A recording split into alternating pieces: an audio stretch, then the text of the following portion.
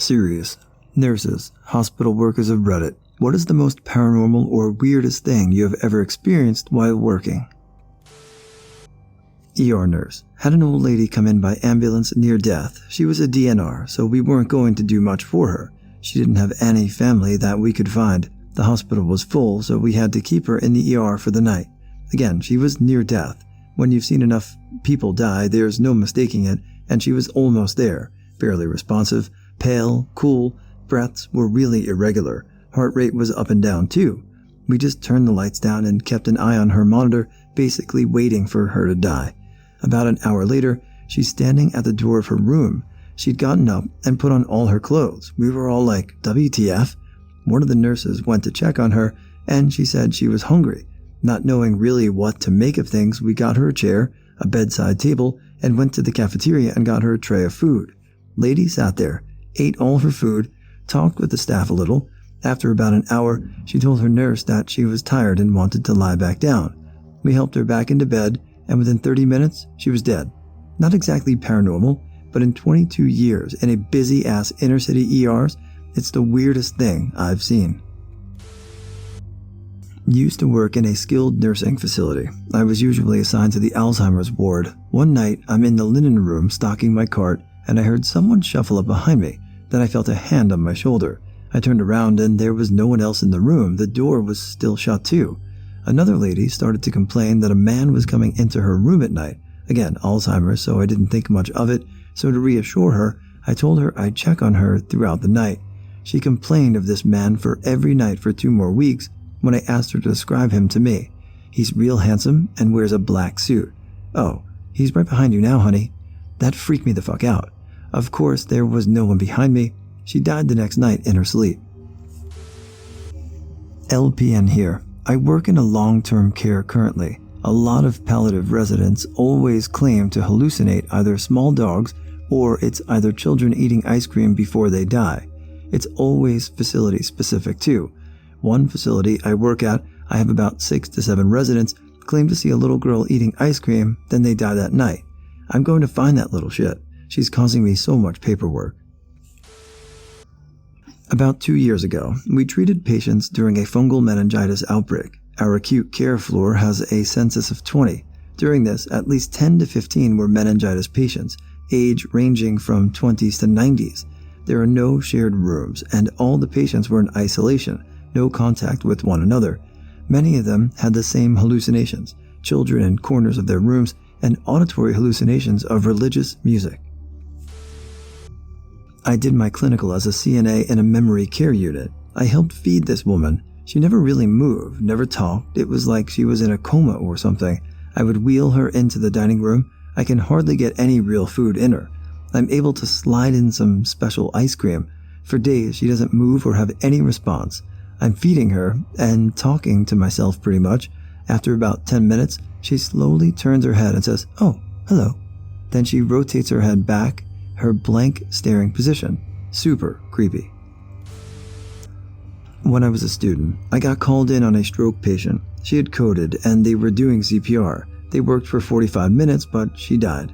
They cleaned her up and called on the family to say goodbye. By the time the family left, she had been both brain dead and without a pulse for more than 45 minutes.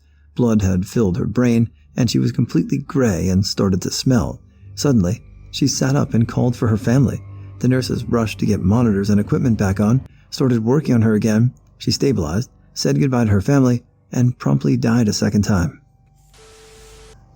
Night nurse for 4 years now at an old folks' home, hella palliative, who couldn't sleep because of incredibly vivid hallucinations. She would describe voodoo people around her room that would just stare at her waiting for her to die. I didn't take it seriously until the lady across the hall, who rarely ever spoke, started seeing them in her room too. Legitimate shivers. Used to work in a personal care home. A couple of times, a day or so after a resident had passed, their call bell would go off in their room. No one was in the room when the call bell went off on any of the occasions. We had one resident die pretty traumatically. Nurses had to perform CPR because he was a full code. That night, the midnight staff said they saw him at the end of the hall, just walking down like he always did. Then, the alarm on the door to the outside, it was a secured unit for Alzheimer's dementia, went off. It was the door he always tried when he was looking to get out. I work in a cardiovascular surgical ICU. We have a lot of fucked up people, both physically and mentally, that come through our unit. We had a stretch of nights where each corner room of our unit, it's a perfect square, reported seeing a cat walking around. Not a friendly cat either, apparently. The thing was hissing at them. The accounts were so similar to each other, we actually spent probably half an hour looking around for a cat and then had security, plan ops, come look as well. No cat was ever seen or found. 2 of those 4 patients coded the next day. I work a stroke telemetry floor on the bot shift. Most of our patients are elderly. Apparently, there are 2 things that patients see before they pass away. Some will say that 2 men are walking in their rooms and telling them to get ready to leave. The patient will call and tell us that these men are big and abrasive in their demeanor. They are either terrified or annoyed when they see the 2 men. The other thing they will see is a little boy who will go into their rooms and try to wake them up. The boy is usually loud and runs around their rooms. The patients will call and ask who's letting children just run around late night. Several nights, or even that same shift, we're coding or cleaning the patient for the funeral home to pick up. My town has 2 really old hospitals. One no longer functions as overnight, and the stories are unsettling. No one cleans the old ER alone because all the lights and call bells go off. On other floors, there's a kid with his ball, a lady in a white dress, etc. A coworker was cleaning an entire floor utterly solo, the norm, and bounced between rooms because the cleaning solution stays wet for a few minutes. Upon returning to a freshly wiped bed, handprints were clearly visible. Patient had passed away during my shift. The patient was well known and liked on the ward. At handover that evening, I mentioned the patient had passed away. The door to the handover room, which I had closed, opened and shut just as I mentioned she had passed away. She was totally saying goodbye. Later that month on nights, we were chatting about said patient at the nurse's station. Weirdly, a card which was pinned on a notice board fell just as we started talking about her. Went to pick it up. It was a card from the patient's family saying thanks for caring for their parent. I thought it was quite nice. I work midnights in a long-term care facility as a nurse's assistant. I have 2 men under my care and both of them are unable to use their call lights.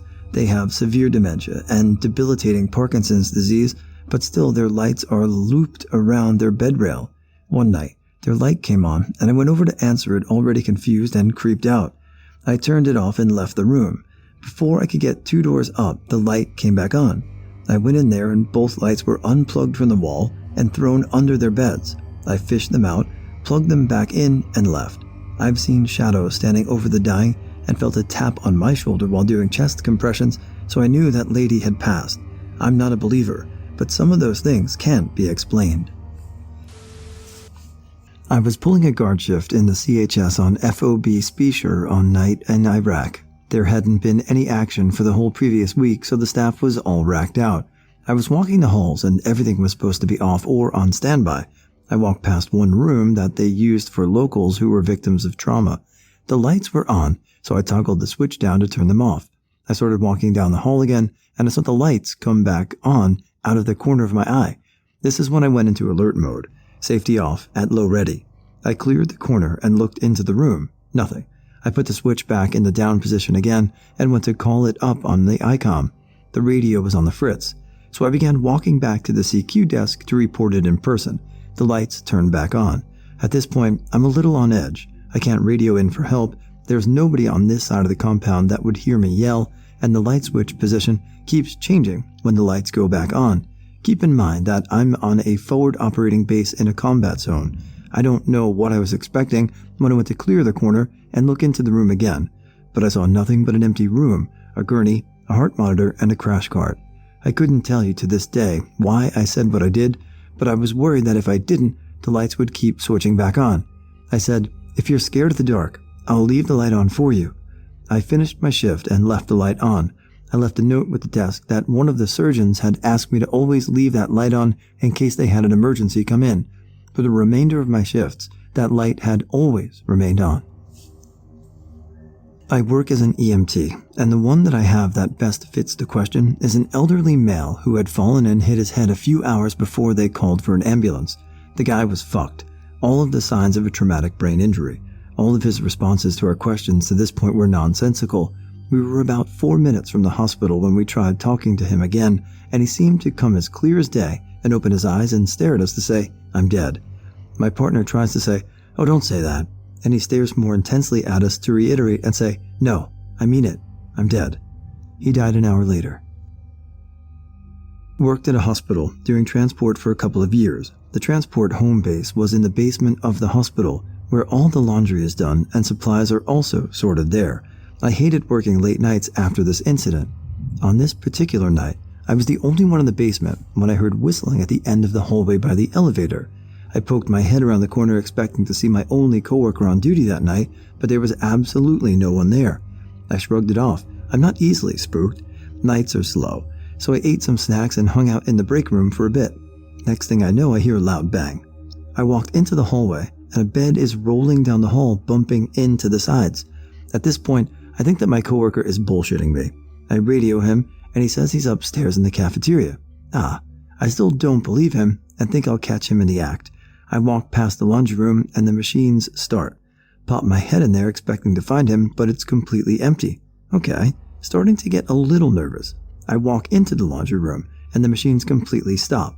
I freeze, then run out and head towards the elevator when I hear whistling again.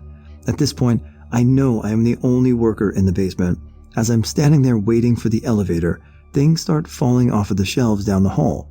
Boxes of gloves, tissues, packages of tubes. I'm literally standing there watching them fall off one by one at the opposite end of the hallway. I shit you not. My entire body broke out in goosebumps. My hair stood on end, and I had this strong gut feeling I was being watched. I was not alone. As I'm getting into the elevator, I feel what feels like someone brushing my arm. Went upstairs and found my coworker in the cafeteria.